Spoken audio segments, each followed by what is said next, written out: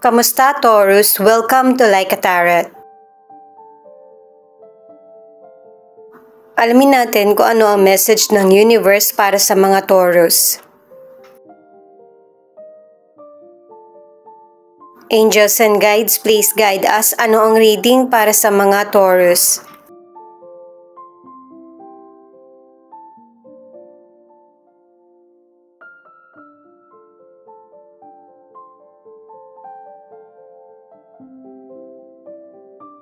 New beginnings. Ipinapahiwatig ng card na ito na may sitwasyon ka sa buhay mo na gusto mo nang matapos. Ang dapat mong gawin ay i-manage yung mga sitwasyon na kaya mong gawin or harapin para magkaroon ng progress ang buhay mo at ma-meet mo yung goals na gusto mong matapos o makamit. Itong manifestation naman ay imaginein mo kung ano yung gusto mo mangyari bago mag 5 years. Yung pagkakaroon ng plano, mas magiging masigasig ka at saka makaka-attract ka rin ng mga bagay na gusto mong mangyari.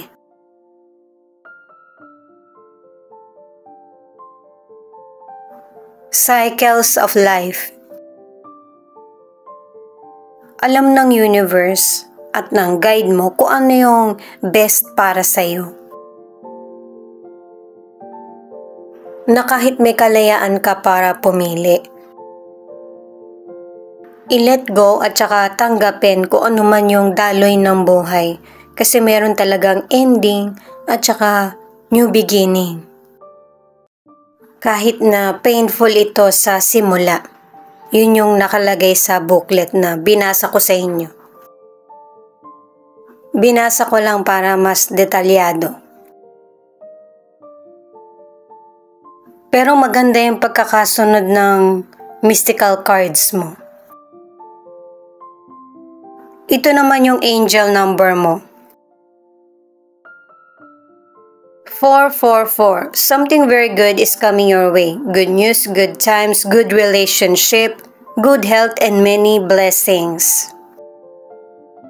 Mukhang ngayon pa lang marami na kayong pinagdaraanan. Kaya ito yung ipinapaliwanag ng cards. 777. A sign that is intimately connected with new opportunities. Paalala ito ng cards na yung problema or meron mang magandang nangyayari sa buhay mo ay temporary lang. Kaya kung hindi maganda yung sitwasyon mo ngayon, hindi yan panghabang buhay. At kung may magandang pagkakataon, huwag itong sayangin. Ngayon naman guys, hahayaan ko lang yung mga cards kung ano yung ipapakita na message ng universe. Para sa mga bagong viewers, ang reading na ito ay timeless reading, general reading at guide po lamang kaya hindi po magre-resonate sa lahat. Kunin mo lang yung akma sa sitwasyon mo at kung kailan mo napanood ang reading na ito, yun ang start ng 1 week reading para sa'yo. Ikaw na bahala magpalit kung si person mo ito o ikaw. Pasensya na kayo guys kung maingay malakas kasi yung hangin. 7 of Cups, 10 of Pentacles, at 9 of Swords. Sa mga cards na ito ay pinapakita na marami kang choices para magawa mo yung mga bagay na pinapangarap.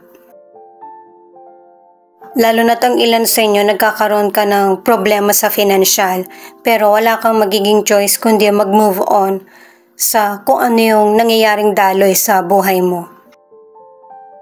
At saka ang ilan sa inyo nananaginip ka na din or hindi ka makatulog dahil sa mga madaming iniisip or gumugulo sa isip. Ang ilan sa inyo nagkaroon ng malaking problema, gusto mong maibalik yung halaga or financial na nawala sa iyo or kakailanganin mo ng malaking halaga. Sa career or negosyo, merong nag-offer sa iyo na parang totoo yung sinasabi niya at saka mga patunay. May trabaho ka man, negosyo, o kaya naghahanap ka ng trabaho, mag-ingat sa scam. Kaya ang ilan sa inyo, dahil sa merong importanteng nawala sa iyo, hindi ka makapag-concentrate. Kaya pala sa mystical cards pa lang at angel number, pinapalakas na ang loob mo. Sa mga single, 2 cards na yung nagsasabi na maraming potential person na magkakagusto sa iyo. Pero sa ngayon, huwag mo muna itong seryosohin. Kumbaga, hindi mo kailangan ibigay yung 100%. Kilalanin mo yung person. Lalo na't ang ilan sa inyo, ang bilis mong magtiwala sa person na nagugustuhan. Ganun ka kasi magmahal. Walang duda. Ang ilan na nasa relationship, nagbago yung person mo. Pero meron talaga siyang personal problem. Maybe hindi mo pa alam or hindi pa niya kayang masabi sa iyo. At dahil sa nagbago yung person mo, nagkakaroon ka ng maling akala. Pareho ka na rin niya na balisa. Itong Queen of Pentacles ang nagsasabi na yung mga problems mo sa financial ay magkakaroon ng solusyon. Pero guys, kahit dito sa card na ito, meron pa rin pagsubok. Yung bang tutulungan ka pero may kapalit. At saka kung meron ka ng problema, huwag mo itong dagdagan. Mag-isip ka ng mas mabuting paraan kesa sa mga hindi makakatulong sa iyo. Pero meron talagang tutulong sa'yo na pwedeng family mo ito, relatives o kaya kaibigan na hindi ka aabusuhin. At saka meron ding pagbabanta na pinapakita ang cards. Pwedeng sa sitwasyon o kaya sa relationship.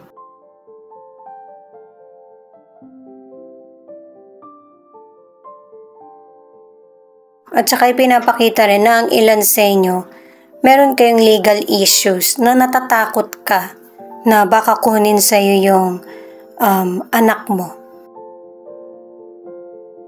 Page of Cups, the High Priestess at the Hangman. Meron talagang person na nanloloko sa financial man or love life. Pero malalaman mo pa rin ito kasi binibigyan ka na ng sign ng universe eh. At saka, take your time sa mga pagpili mo or pag-iisip. At saka, sinasabi naman na ng mga cards makakabawas na rin ito sa iyo kapag dumating yung problem. Sa financial, unti-unti kang makakabangon. Mababayaran mo na yung mga nahiram mong financial. At 3 cards na ito ang nagsasabi na very positive pagdating sa financial na kapag dumating ito, mag-ipon ka. At saka 3 cards ka na merong person na lilinlangin ka pagdating sa money. At saka maging wise sa paggamit ng financial. Gamitin mo ito para sa mga importante. Single ka man or nasa relationship, kailangan talaga ng sakripisyo at saka yung give and take sa situation. At saka sa mga single or nasa relationship, kapag mahal mo yung person, hindi puro financial lang yung nagiging topic nyo. Kailangan nyo ding pag-usapan yung patungkol sa relasyon nyo kung ano yung patutunguhan.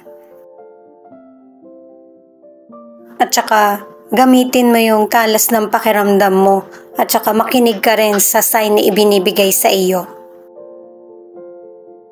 Ito yung nahulog na card, 9 of Wands.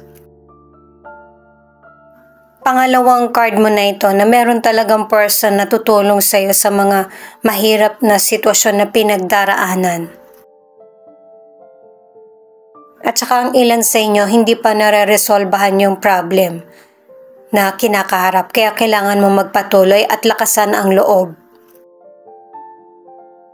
At saka guys, sa relationship o kaya sa single, nakatatlong cards ka na kung nakikitaan mo na walang progress or plano yung person mo, kailangan mo nang i-let go or bumitaw. At saka kahit dito sa mga cards, pinapakita na pareho kayo ng person mo na hindi nyo alam kung ano yung patutunguhan ng relasyon nyo. Ganito talaga yung mangyayari sa connection o relationship kung walang pag-uusap.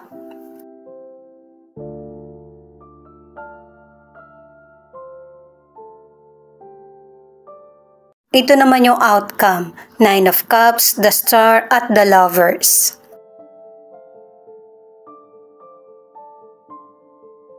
Nakadalawang cards ka na ang pinapahiwatig ay i-enjoy mo kung ano yung mga bagay na makakapagpasaya sa iyo.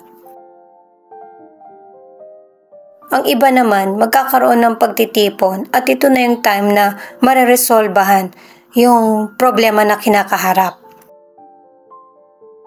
Lalo na kung magdedesisyon ka para sa sarili mo. At saka, huwag kang mawalan ng pag-asa kasi kahit na merong ending na nangyayari sa buhay mo, meron pa rin namang fresh start. Sa relationship, naka-5 cards ka na ang ilan sa inyo, mahal ka naman ng person mo. Pero pagdating sa usapan sa long-term na commitment or kasalan, hindi nyo to napag-uusapan. Mas maigi na pakinggan mo sa person mo kung ano yung dahilan niya. Pero base na rin sa mga cards, binibigay ng person mo yung best niya. Pero yung buhay natin ay unpredictable. Hindi natin alam kung ano yung mangyayari sa future. Na kung pareho pa rin ba kayo ng desisyon or nararamdaman. Sa mga single naman, merong potential person na darating sa buhay mo. 2 cards na yung nagsasabi niyan. At saka single ka man or nasa relationship, ang ilan sa inyo, wala kayong formal break-up ng person mo. Kaya may posibilidad na magkasundo kayo ulit or makapag-usap.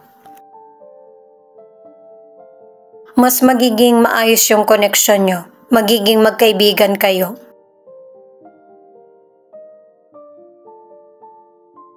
Ito naman yung additional card na 8 of Swords. Ang advice ng card na ito ay lakasan mo yung loob mo sa mga sitwasyon na kinakaharap. Kasi yung hindi pagharap sa sitwasyon ay mas lalo kang mahihirapan yung isip mo at saka yung damdamin. Kailangan talaga ng ending. At saka pangatlong card na rin ito na kung kailangan meron kang i-let go sa sitwasyon ay gawin mo. Hindi ko nabanggit yung patungkol sa kalusugan. Ito yun. 3 cards na yung nagsasabi na kung meron ka mang illness ay magkakaroon ng recovery. At saka ang ilan sa inyo ay merong good health. Ang kailangan mo na lang gawin ay i-maintain ang healthy na kalusugan. Itong Knight of Swords naman ay poprotektahan mo yung sarili mo. At saka mas ifo-focus mo yung sarili mo sa goals na merong patutunguhan. Kasi sa mga naunang cards mo, marami ka ng sinakripisyo at ito naman yung time na para magkaroon ka ng decision para sa sarili mo. Kahit na nangingibabaw ang emosyon, mas gamitin pa rin ang isip.